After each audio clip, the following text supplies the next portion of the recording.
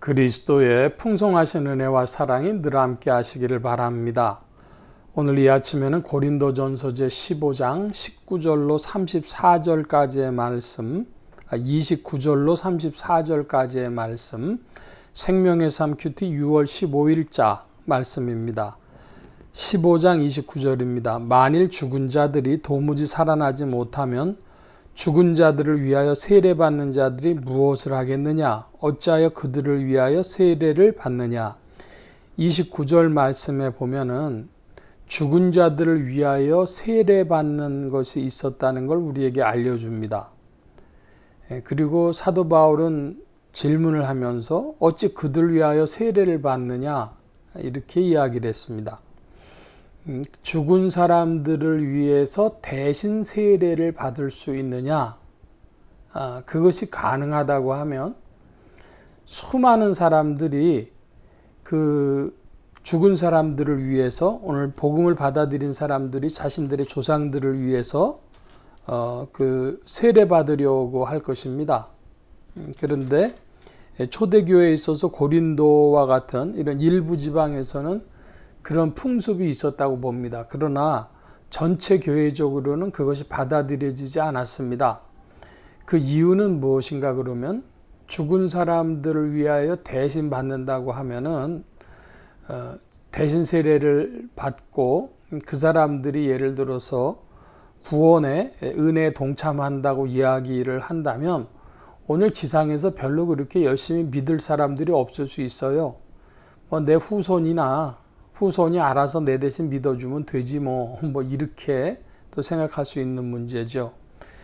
고린도에는 이런 풍습이 있었지만 전체 교회적으로는 받아들여지지 않았다. 그것을 기억하시고 사도 바울이 지금 이 이야기를 꺼내는 초점은 어찌하여 그들을 위하여 세례를 받느냐, 또 죽은 자들을 위해 세례받는 자들이 무엇을 하였느냐, 이렇게 이야기할 때에 사도 바울의 초점은 어디 있습니까? 죽은 자들이 살아나지 못한다면, 그러니까 죽은 자들이 살아날 것, 하나님 앞에서 심판받을 것, 그것을 지금 논증하기 위한 그 반증의 예로서 제시하고 있는 겁니다. 그러니까 그 죽은 자를 위해 세례 받는 것이 신앙상 올바른 정당한 명제가 대해서 이야기를 하는 것이 아니고 죽은 자의 부활을 얘기하기 위한 그 고린도 지방의 풍습까지를 들어서 예시하고 있다. 이렇게 봐야 할 것입니다. 30절 또 어찌하여 우리가 언제나 위협을 무릅쓰리요. 사도 바울은 복음을 전하면서 여러 위험을 무릅썼는데 그 무릅쓴 이유는 그만한 가치가 있기 때문이죠. 복음 전파하는 일이 생명을 걸 만큼 의미가 있는 일이었기 때문에 우리가 그 생명을 걸어섰다가 죽음을 당한다 하더라도 그것이 의미가 있기 때문에 위험을 무릅쓴다. 즉 죽은 자의 부활과 하나님의 심판이 있기 때문에 우리가 그것 믿고 주실 은혜와 상급까지를 바라보며 그와 같이 한다는 것입니다. 31절입니다. 형제들아 내가 그리스도 예수 주 안에서 가진 바 너희에게 대한 나의 자랑을 두고 단언하노니 나는 날마다 죽노라. 그 사도 바울이 나는 날마다 죽노라고 하는 것은 자기 신앙의 새로움과 전진을 말하고 있는 것입니다. 그 위험을 무릅쓰면서 죽은 자의 부활과 심판을 믿으면서 그렇기 때문에 오늘 내가 변화되며 전진하는 이 모습, 이것을 자랑스럽다 이것이죠. 계속해서 말씀 봅니다. 32절 내가 사람의 방법으로 에베소에서 맹수와 더불어 싸웠다면 내게 무슨 이익이 있으리요. 죽은 자가 다시 살아나지 못하면 내일 죽을 터이니 먹고 마시자 하리라. 죽은 자의 부활과 하나님의 심판이 없다면 인생들은 그 쾌락으로 사는 것이 맞습니다. 주어진 시간이 얼마 안 되니까 쾌락주의적으로 사는 것이 맞는데 우리가 쾌락주의적으로 살 수 없는 이유는 주님의 심판과 죽은 자의 부활이 있기 때문이다. 하는 사실을 기억해야 되겠습니다. 속지 말라. 악한 동무들은 선한 행실을 더럽히나니 깨어 의를 행하고 죄를 짓지 말라. 하나님을 알지 못하는 자가 있기로 내가 너희를 부끄럽게 하기 위하여 말하노라.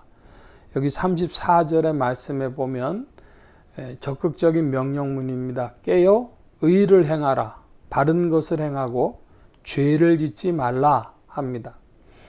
오늘날 이런 이들이 있어요. 자기가 예수 그리스도께서 모든 죄를 사해 주셨고 이것은 우리의 평생에 적용되어지는 것이기 때문에 결국 우리는 그리스도 안에 있으면 죄가 없다. 그러니까 내가 무슨 죄를 짓든지 나는 죄가 없는 자고 주님은 용서해 주신다. 죄가 될지라도 용서해 주신다. 이렇게 믿는 것이죠. 흔히 이걸 보고 율법 폐기론자, 구원파 이렇게 얘기를 하는데 사도는 명백히 얘기합니다. 죄를 짓지 말라. 여기 죄의 기준이 있을 거 아닙니까?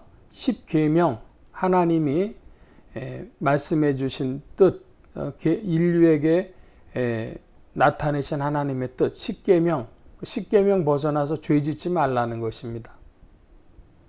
오늘날 율법 폐기론적인 신앙이 한국교회 도처에 흐릅니다.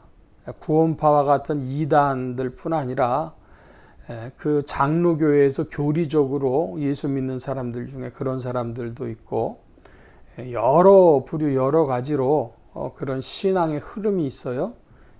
한 구절을 딱 명확하게 제시한다면 깨어 의를 행하고 그리스도 예수 안에서 성령을 따라 바른 길을 가고 하나님의 계명으로 지침 삼아서 죄를 짓지 말라. 이게 오늘 21세기 2026년에 한국교회에 적합한 복음 메시지인 줄로 믿습니다. 깨어 의를 행하고 죄를 짓지 말라. 오늘 말씀 여기까지 봅니다. 기도합니다. 만복의 근원 되신 주님, 우리의 신앙을 점검하게 하실 때에 우리의 신앙이 죽은 자의 부활을 믿는 그리고 하나님의 심판을 믿는 믿음인지 질문하게 하시고 깨어 의를 행하며 죄를 짓지 아니하는 믿음의 길을 걸어가도록 성령님 더욱 지도하시고 인도하옵소서.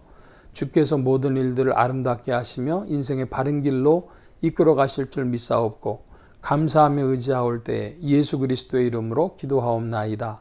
아멘.